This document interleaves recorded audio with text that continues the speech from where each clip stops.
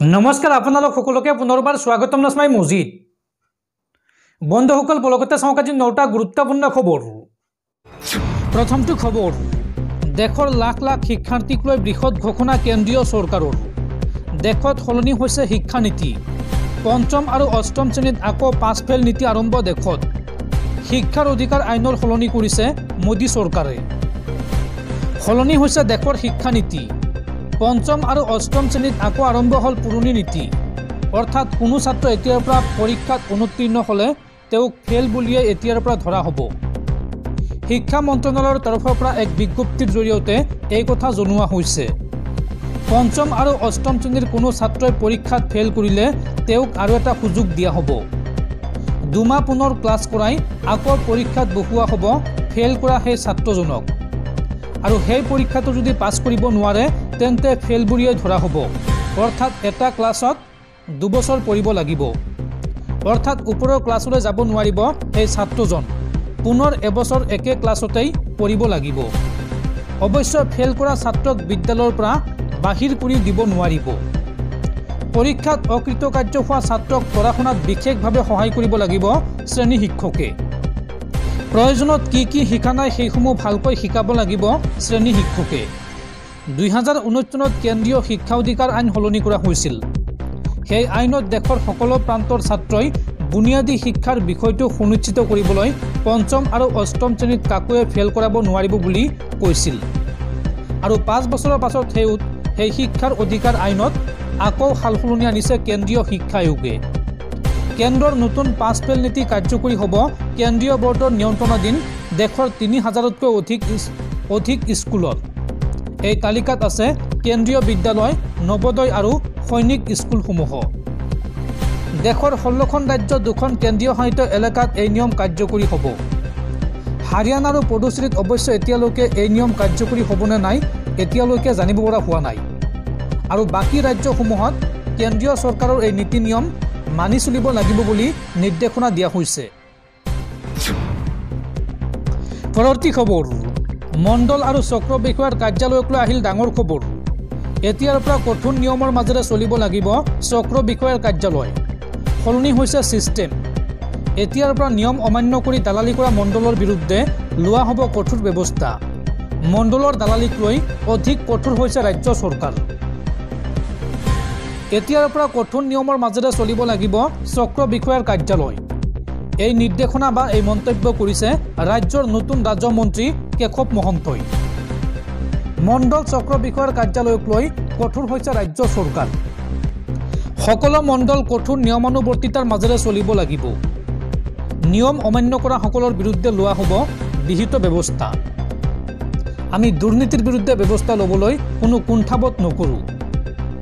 ৰাজ্যমন্ত্ৰীৰ দায়িত্ব লৈয়ে মণ্ডলসকলক এই কঠোৰ সকিয়নি মন্ত্ৰী কেশৱ মহন্তৰ। ৰাইজ সকলোৰে ওপৰত, সাধাৰণ ৰাইজক বাদ দি একো সম্ভৱ নহয়। ৰাইজক অপমান কৰাৰ কোনো অভিযোগ আমি ৰেহাই নিদিওঁ। চক্ৰ বিষয়াৰ কাৰ্যালয়ৰ বিষয়ে এইসমূহ কথা নিশ্চিত কৰিব লাগিব। ৰাইজক অপমান সেই কৰা কোনো বিষয়া কৰ্মচাৰী হাৰি যাব নোৱাৰিব। মণ্ডলৰ দালালি আহি যাতে কেতিয়াও দিছপুৰ পাবই নোৱাৰে, এইদৰে ছিষ্টেমটো সলনি কৰা হৈছে। আৰু যদি দালালি আছে তেন্তে মণ্ডলৰ বা চক্ৰ বিষয়াৰ কাৰ্যালয়তে সেই দালালি শেষ হ'ব লাগিব। মণ্ডলৰ দালালি এতিয়া অসমত আগৰ নিচিনাকৈ কৰিব পৰা নাই। এতিয়ালৈকে 56 জনতকৈ অধিক মণ্ডল বিভিন্ন অভিযোগত অভিযুক্ত। আৰু ছিষ্টেমটো এনেদৰে সলনি হৈছে যে মণ্ডলৰ দালালি ক্ৰমে বন্ধ হৈ গৈছে। এই মন্তব্য ৰাজ্যৰ নতুন ৰাজহমন্ত্ৰী কেশৱ মহন্তৰ। পৰৱৰ্তী খবৰ, বাংলাদেশৰ প্ৰাক্তন প্ৰধানমন্ত্ৰী শ্বেখ হাছিনাৰ বিৰুদ্ধে আইনী প্ৰক্ৰিয়া আৰম্ভ কৰিব বাংলাদেশে।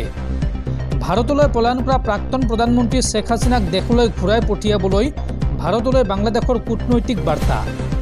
শ্বেখ হাছিনাক ঘূৰাই পঠাবলৈ শেহতীয়াকৈ ভাৰতক আনুষ্ঠানিকভাৱে অনুৰোধ জনাইছে বাংলাদেশৰ অন্তৱৰ্তীকালীন চৰকাৰে। দৰ্শকসকল, আৰু বহুতো গুৰুত্বপূৰ্ণ খবৰ আছে। তাৰ আগতে আপোনাক জনাওঁ যে যদি আপুনি এতিয়ালৈকে এইটো ভিডিঅ'ত লাইক কৰা নাই তেন্তে এতিয়াই ভিডিঅ'টোত লাইক কৰি দিয়ক।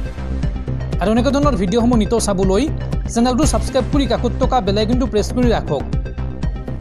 পৰৱৰ্তী খবৰ ৰাজ্যত পুনৰ নাবালিকাৰ সৈতে জঘন্য কাণ্ড এইবাৰ 21 বছৰীয়া পাখণ্ডৰ কামনাৰ বলি হ'ল এগৰাকী 11 বছৰীয়া নাবালিকা ঘটনা সন্দৰ্ভত আৰক্ষীয়ে গ্ৰেপ্তাৰ কৰিছে সঞ্জীৱ মুণ্ডা নামৰ এগৰাকী পাখণ্ডক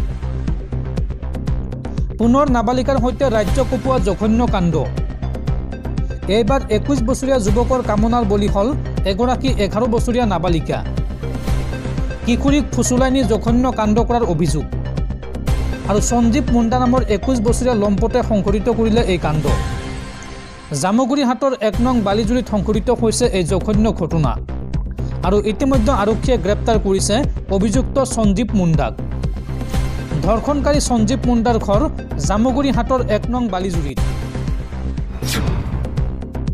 পৰৱৰ্তী খবৰ সাৱধান CBIৰ নাম লৈ এইবাৰ ৰাজ্যত ভয়ংকৰ প্ৰবঞ্চনা সিনেমাৰ কায়দাৰে এক ভয়ংকৰ ডকাইতি কাণ্ড সংঘটিত হৈছে এইখন অসমত CBIৰ পৰিচয় দি ব্যৱসায়ীৰ ঘৰৰ পৰা লুটিলে নগদ 35 লাখ টকাৰ লগতে 10 লক্ষাধিক টকাৰ সোণৰ আলংকাৰ 15 পৰা 20 জনীয়া ডকাইতৰ দলৰ এই দুঃসাহসিক কাণ্ড এইখন অসমতে সিনেমাৰ কায়দাৰে সংঘটিত হ'ল এক ভয়ংকৰ ডকাইতি 15 পৰা 20 জনীয়া বন্দুকধাৰী ডকাইতৰ দলৰ দুঃসাহসিক কাণ্ড CBIৰ পৰিচয় দি ব্যৱসায়ীৰ ঘৰৰ পৰা লুটিলে 35 লাখ টকা বন্দুকৰ ভয় দেখুৱাই লুটিলে 10 লক্ষাধিক টকাৰ সোণৰ আলংকাৰ নিশা 2 বজাত CBIৰ নাম লৈ ব্যৱসায়ী আবুল হুছেইনৰ ঘৰত প্ৰৱেশ 15 পৰা 20 জনীয়া এটা দুৰ্বৃত্তৰ দলৰ টকা আৰু সোণেই নহয় আবুলৰ স্কৰপিঅ বাহন লৈ যোৱাৰ চেষ্টা এই দুৰ্বৃত্তৰ দলটোৰ আৰু এই দুঃসাহসিক ডকাইতি কাণ্ড এতিয়া কপাইছে কাছাৰৰ ইছলামাবাদ পৰৱৰ্তী খবৰ 13 জানুৱাৰীৰ পৰা 26 ফেব্ৰুৱাৰীলৈ অনুষ্ঠিত হ'ব মহাকুম্ভ মেলা 2025 প্ৰতি 12 বছৰৰ মূৰত আয়োজন কৰা হয় এই মহাকুম্ভ মেলাৰ দেশৰ 4টা স্থানত আয়োজন কৰা হয় এই মেলাৰ আৰু সেই ঠাইকেইখন হৈছে ক্ৰমে হৰিদ্বাৰ প্ৰয়াগৰাজ নাসিক আৰু উজ্জয়িনী আৰু এই বছৰ অনুষ্ঠিত হ'ব অৰ্থাৎ 2025 বৰ্ষত অনুষ্ঠিত হ'ব মহাকুম্ভ মেলা 13 জানুৱাৰীত আৰম্ভ হ'ব আৰু 26 ফেব্ৰুৱাৰীত অন্ত পৰিব বা শেষ হ'ব এই মহাকুম্ভ মেলাৰ পৰৱৰ্তী খবৰ হায়াৰ সেকেন্ডাৰী পাছ কৰা শিক্ষাৰ্থীলৈ পুনৰ বৃহৎ ঘোষণা মুখ্যমন্ত্ৰী হিমন্ত বিশ্ব শৰ্মাৰ হিমন্ত বিশ্ব শৰ্মাই এই সন্দৰ্ভত কয় যে কোচিং কৰা কোনো শিক্ষাৰ্থীয়ে লাভ নকৰে স্কুটি ইয়াত আন্দোলন কৰি কোনো লাভ নাই শিক্ষাৰ্থীৰ স্কুটি লাভক লৈ মুখ্যমন্ত্ৰী হিমন্ত বিশ্ব শৰ্মাৰ এই ডাঙৰ ঘোষণা স্কুটি বিতৰণক লৈ মুখ্যমন্ত্ৰী হিমন্ত বিশ্ব শৰ্মাৰ পুনৰ ডাঙৰ ঘোষণা কোচিং কৰা কোনো শিক্ষাৰ্থীয়ে নাপায় স্কুটি মহাবিদ্যালয়ত নামভৰ্তি কৰা শিক্ষাৰ্থীয়েহে লাভ কৰিব স্কুটি কোচিং কৰা শিক্ষাৰ্থীয়ে প্ৰতিবাদ কৰি লাভ নাই এনে প্ৰতিবাদত কোনো যুক্তিৰ কথা নাহে স্কুটি বিতৰণ সন্দৰ্ভত এই কথা স্পষ্ট কৰিলে মুখ্যমন্ত্ৰী হিমন্ত বিশ্ব শৰ্মাই পৰৱৰ্তী খবৰ মন্দিৰ বিচাৰি মছজিদ খান্দি ফুৰা সকলৰ ঘৰতো খনন চলাও বিজেপি নেতাসকলৰ ঘৰতো খনন চলালে কিবা নহয় কিবা বস্তু উদ্ধাৰ হ'ব বিজেপিক সমালোচনা কৰি এই মন্তব্য সমাজবাদী পাৰ্টিৰ সভাপতি অখিলেশ যাদৱৰ মছজিদ খান্দি ফুৰা সকলৰ ঘৰতো খনন চলাও বিজেপি নেতাসকলৰ ঘৰত খনন চলালেও কিবা নহয় কিবা উদ্ধাৰ হ'বই খনন কৰা সকলে ভাৰতক সম্প্ৰতি খনন কৰি আছে মছজিদ খননক লৈ সমাজবাদী পাৰ্টিৰ ৰাষ্ট্ৰীয় অধ্যক্ষ অখিলেশ যাদৱৰ এই মন্তব্য তেওঁ লগতে কয় যে সকলো স্থানতে খনন চলাই থাকিলে সমস্যাৰ সমাধান নহ'ব মন্দিৰ মছজিদৰ খনন চলাই কৃষক আৰু নিবনুৱা সমস্যা লুকাব খুজিছে বিজেপিয়ে ইচ্ছাকৃতভাৱে বিজেপিয়ে অপমান কৰি আছে বাবা সাহেব আম্বেদকাৰক বিজেপিয়ে দেশবাসীৰ ওচৰত ক্ষমা খুজিব লাগে বুলি মন্তব্য অখিলেশ যাদৱৰ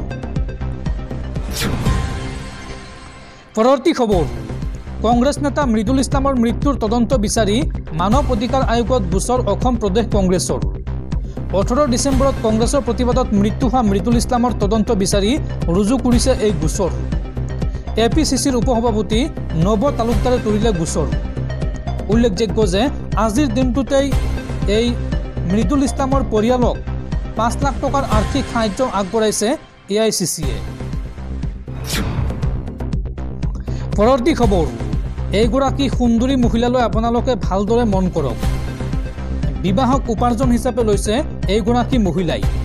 3বাৰকৈ বিবাহ পাশত আবদ্ধ হোৱা উত্তৰাখণ্ডৰ এইগৰাকী সীমা বৰ্তমান 1,25,00,000 টকাৰ গৰাকী। প্ৰথমে কোনো আধ্যৱন্ত ব্যক্তিক প্ৰেমৰ জালত পেলাই আৰু তেওঁৰ সৈতে বিবাহ পাশত আবদ্ধ হয় আৰু তাৰ পাছত বিবাহ বিচ্ছেদৰ জৰিয়তে দাবী কৰে ভৰণ পোষণৰ ধন। প্ৰথমজন স্বামীৰ পৰা 75 লাখ টকা, দ্বিতীয়জন স্বামীৰ পৰা 10 লাখ টকা আৰু তৃতীয়জন স্বামীৰ পৰা ল'লে 34 লাখ টকা। আৰু অৱশেষত আৰক্ষীৰ জালত পৰিল এইগৰাকী প্ৰবঞ্চক মহিলা। সেয়েহে সুন্দৰী যুৱতী মহিলা দেখিলেই আপোনালোকে প্ৰেমৰ জালত নপৰিব বা ভুল নাযাব, অন্যথা সৰ্বশান্ত হৈ পৰিব আপুনিও। পৰৱৰ্তী খবৰ, দেশত পুনৰ সংঘটিত হৈছে ভয়ংকৰ বেংক ডকাইতিৰ ঘটনা। এইবাৰ ইণ্ডিয়ান অভাৰচিজ বেংকত চোৰে কাটিলে 42টা লকাৰ আৰু এই 42টা লকাৰৰ পৰা চোৰে নিলে বৃহৎ পৰিমাণৰ নগদ ধনৰ লগতে বৃহৎ পৰিমাণৰ সোণৰ আ-অলংকাৰ। আৰু ঘটনা সন্দৰ্ভত ইতিমধ্যে 3জনক গ্ৰেপ্তাৰ আৰক্ষীৰ। উত্তৰ প্ৰদেশৰ লক্ষ্ণৌত অৱস্থিত চিনহাটৰ ইণ্ডিয়ান অভাৰচিজ বেংকৰ লকাৰ কাটি চোৰে নিলে কোটি কোটি টকাৰ সা সম্পত্তি। আৰু এই কাণ্ডত বৃহৎ সফলতা লাভ কৰিছে আৰক্ষীয়ে। আৰক্ষীয়ে চুৰিৰ 3জন অভিযুক্তক ইতিমধ্যে গ্ৰেপ্তাৰ কৰিছে। এই ঘটনাৰ লগত জড়িত আন 4জন দুষ্কৃতিকাৰীৰ সন্ধানত বৰ্তমান আৰক্ষীয়ে অভিযান অব্যাহত ৰাখিছে। আৰক্ষীয়ে অভিযুক্তৰ পৰা উদ্ধাৰ কৰিছে সোণ-ৰূপৰ গহনা। এই ঘটনাৰ বিষয়ে আৰক্ষীয়ে জানিবলৈ দিয়ে যে এই ডকাইতি কাণ্ড 7টা দুষ্কৃতিকাৰীয়ে একেলগে সংঘটিত কৰিছিল। অভিযুক্তই বেংকৰ পিছফালৰ দেৱাল ভাঙি বেংকৰ 40টাতকৈ অধিক লকাৰ কাটি বৃহৎ ডকাইতি সংঘটিত কৰে। আৰু এই গোচৰত এতিয়ালৈকে আৰক্ষীয়ে 3জন দুষ্কৃতিকাৰীক গ্ৰেপ্তাৰ কৰিছে। তেওঁলোকৰ পৰা 1 কেজি 889 গ্ৰাম সোণ আৰু 1 কেজি 240 গ্ৰাম ৰূপ উদ্ধাৰ কৰিছে। এই ঘটনাৰ লগত জড়িত 4 অভিযুক্ত বিহাৰৰ লক্ষীচৰাৰ মিথুন কুমাৰ, সবিন্দ কুমাৰ, সানি দয়াল আৰু বিপিন কুমাৰ বাৰ্মা পলাতক অৱস্থাত থকা বুলি জানিব পৰা গৈছে। আৰক্ষীয়ে গ্ৰেপ্তাৰ কৰা অভিযুক্তক জেৰা অব্যাহত ৰখাৰ বিপৰীতে বাকী অভিযুক্তক বিচাৰি আৰক্ষীয়ে কেইবাটাও দল মোতায়েন কৰা হৈছে বা মোতায়েন কৰিছে, যিয়ে অহৰহ সম্ভাৱ্য স্থানত অভিযান চলাই অভিযুক্তক গ্ৰেপ্তাৰ কৰি আছে।